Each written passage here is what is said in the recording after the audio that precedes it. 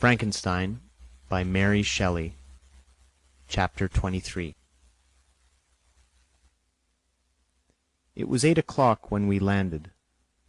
We walked for a short time on the shore, enjoying the transitory light, and then retired to the inn, and contemplated the lovely scene of waters, woods, and mountains, obscured in darkness, yet still displaying their black outlines.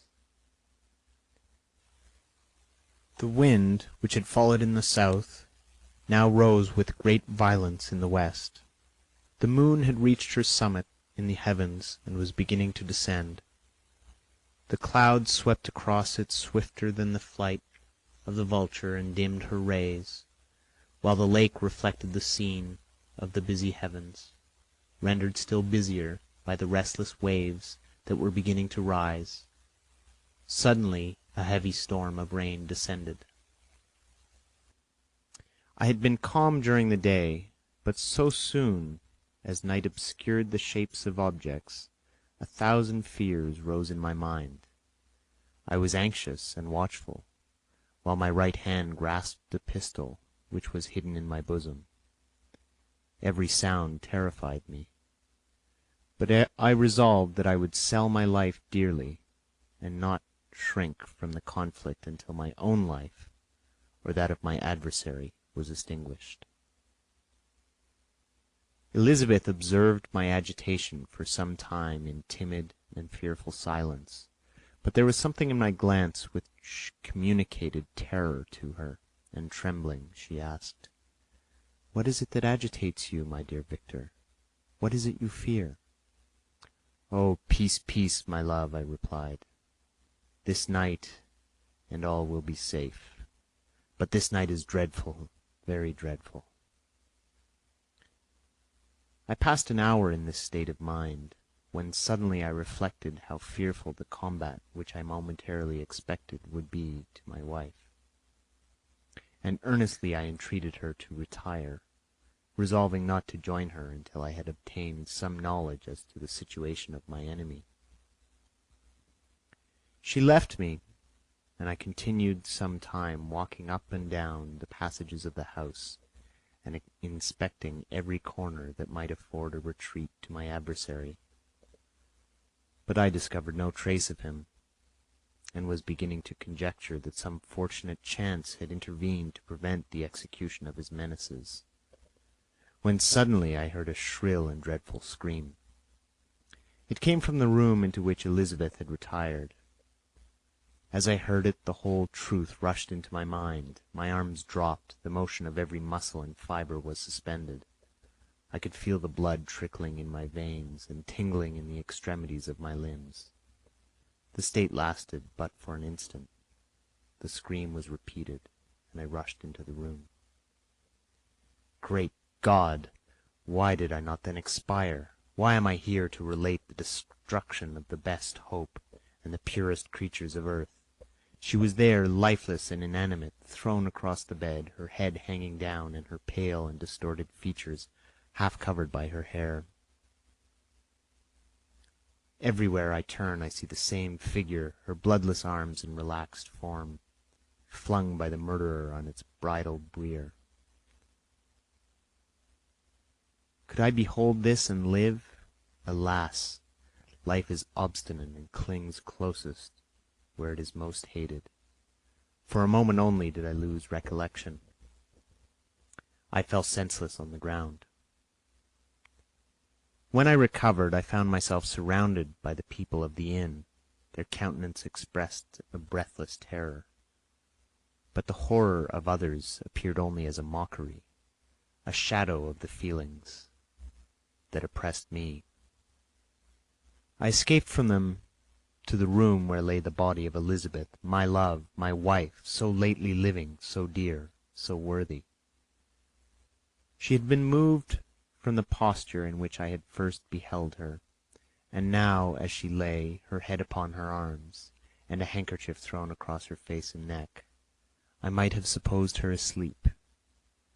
I rushed towards her and embraced her with ardor, but the deadly languor and coldness of the limbs told me that what I now held in my arms had ceased to be the Elizabeth whom I had loved and cherished.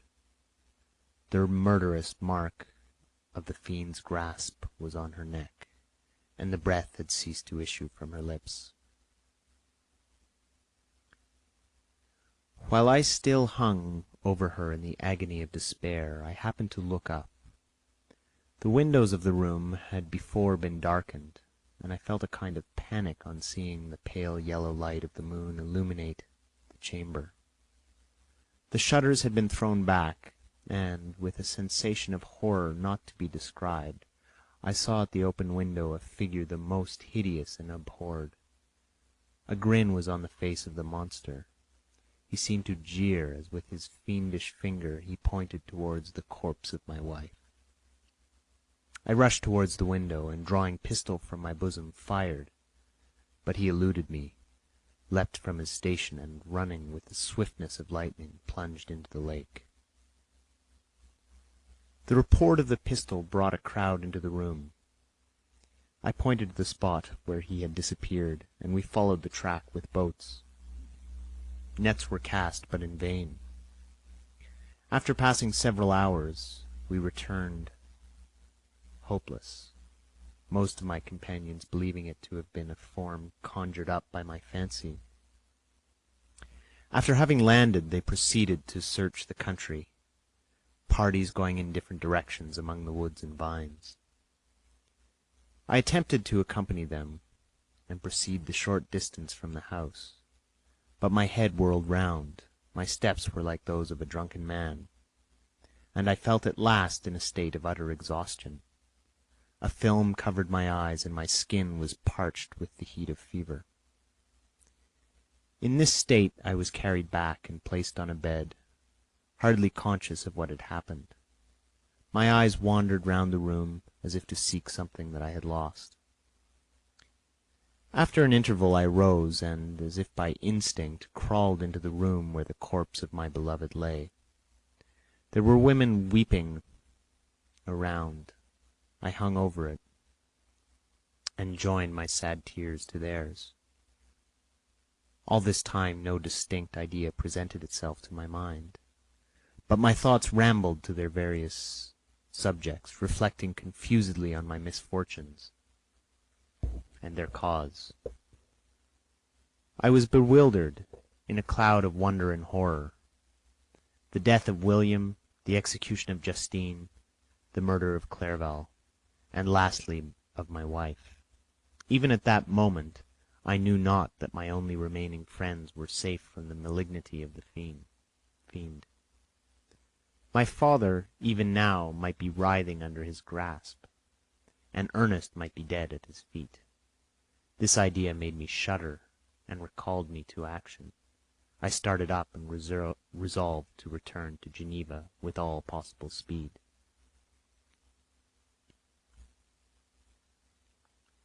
There were no horses to be procured, and I must return by the lake, but the wind was unfavourable, and the rain fell in torrents. However, it was hardly morning, and I might reasonably hope to arrive by night. I hired men to row, and took my oar myself, for I had always experienced relief from mental torment in bodily exercise. But the overflowing misery I now felt, and the excess of agitation that I endured, rendered me incapable of any exertion. I threw down the oar, and leaning my head upon my hands, gave way to every gloomy idea that arose. If I looked up, I saw scenes which were familiar to me in my happier time, and which I had contemplated but the day before in the company of her who was now but a shadow and a recollection. Tears streamed from my eyes. The rain had ceased for a moment, and I saw the fish play in the waters as they had done a few hours before. They had then been observed by Elizabeth. Nothing is so painful to the human mind as a great and sudden change. The sun might shine or the crowds might lure, but nothing could appear to me as it had done the day before. a fiend had snatched from me every hope of future happiness. No creature had ever been so miserable as I was. So frightful an event is single in the history of man. But why should I dwell upon the incidents that followed this last overwhelming event? Mine has been a tale of horrors. I have reached their acme, and what I must now relate can be but tedious to you. Know that one by one my friends were snatched away. I was left desolate. My own strength is exhausted, and I must tell in a few words what remains of my hideous narration. I arrived at Geneva. My father and Ernest yet lived, but the former sunk under the tidings that I bore. I see him now, excellent and venerable old man. His eyes wandered in vacancy, for they had lost their charm and their delight. His Elizabeth, his more than daughter, whom he doted on with all that affection which a man feels, who in the decline of life, having few affections, clings more earnestly to those that remain.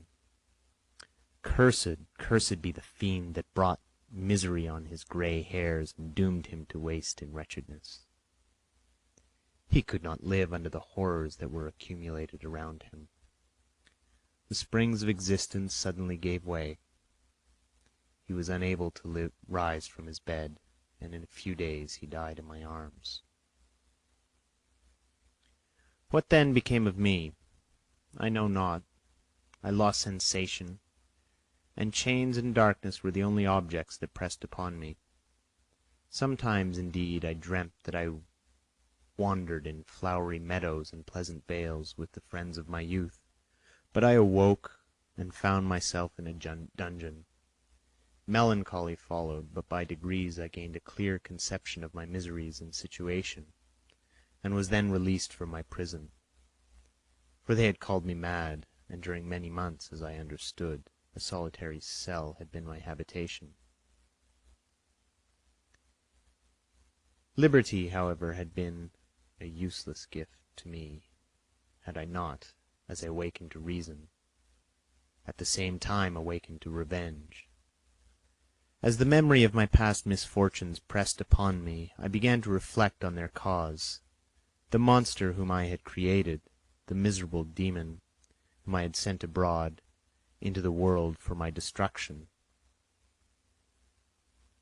I was possessed by a maddening rage when I thought of him, and desired and ardently prayed that I might have him within my grasp to wreak a great and single revenge on his cursed head.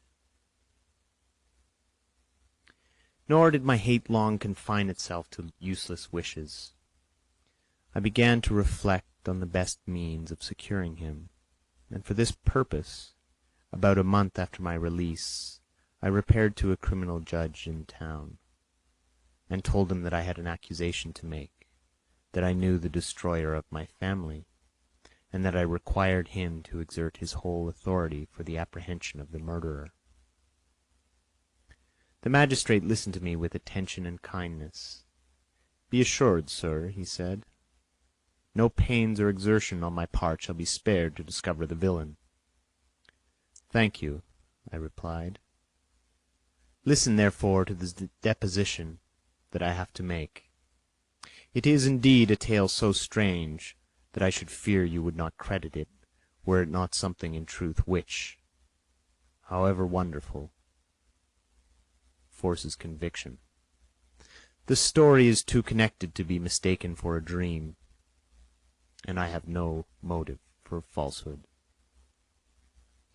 My manner, as I thus addressed him, was impressive but calm. I had formed in my own heart a resolution to pursue my destroyer to death, and this purpose quieted my agony, and for an interval reconciled me to life. I now relate my history briefly, but with firmness and precision, marking the dates with accuracy, and never deviating into invective or exclamation.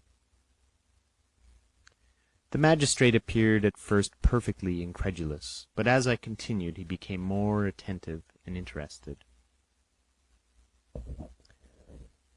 I saw him sometimes shudder with horror. At others a lively surprise, unmingled with disbelief, was painted on his countenance. When I had concluded my narration, I said, "This is the being whom I accuse, and for whose seizure and punishment I call upon you to exert your whole power. It is your duty as magistrate, and I believe and hope that your feelings as a man will not revolt from the execution of those functions on this occasion." The address caused a considerable change in the physiognomy of my own auditor. He had heard my story with that half kind of belief that is given to a tale of spirits and supernatural events, but when he was called upon to act officially in consequence, the whole tide of his incredulity returned. He, however, answered mildly, "I would willingly afford you every aid in your pursuit, but the creature of whom you speak appears to have powers which would put all my exertions to defiance. Who can follow an animal which can traverse the sea of ice, and inhabit caves and dens where no man would venture to intrude? Besides, some months have elapsed since the commission of his crimes, and no one can conjecture to what place he has wandered, or what region he may now inhabit. I do not doubt that he hovers near the spot which I inhabit, and if he has indeed taken refuge in the Alps, he may be hunted like the chamois, and destroyed as a beast of prey. But I perceive your thoughts. You do not credit my narrative, and do not intend to pursue my enemy with the punishment which is his desert." As I spoke, rage sparkled in my eyes. The magistrate was intimidated. "You are mistaken," said he. "I will exert myself, and if it is in my power to seize the monster, be assured that he shall suffer punishment proportionate to his crimes. But I fear, from what you have yourself described to be his properties, that this will prove impracticable, and thus, while every proper measure is pursued, you should make up your mind to disappointment." "That cannot be. But all that I can say will be of little avail. My revenge is of no moment to you. Yet while I allow it to be a vice, I confess that it is the devouring and only passion of my soul. My rage is unspeakable. When I reflect that the murderer, whom I have turned loose upon society, still exists, you refuse my just demand. I have but one resource, and I devote myself, either in my life or death, to his destruction." I trembled with excess of agitation as I said this. There was a frenzy in my manner, and something, I doubt not, of that haughty fierceness which the martyrs of old are said to have possessed. But to a German magistrate, whose mind was occupied by far other ideas than those of devotion and heroism, this elevation of mine had much the appearance of madness. He endeavored to soothe me as a nurse does a child, and reverted to my tale as the effects of delirium. "Man," I cried, "how ignorant art thou in thy pride of wisdom! Cease! You know not what it is you say." I broke from the house angry and disturbed, and retired to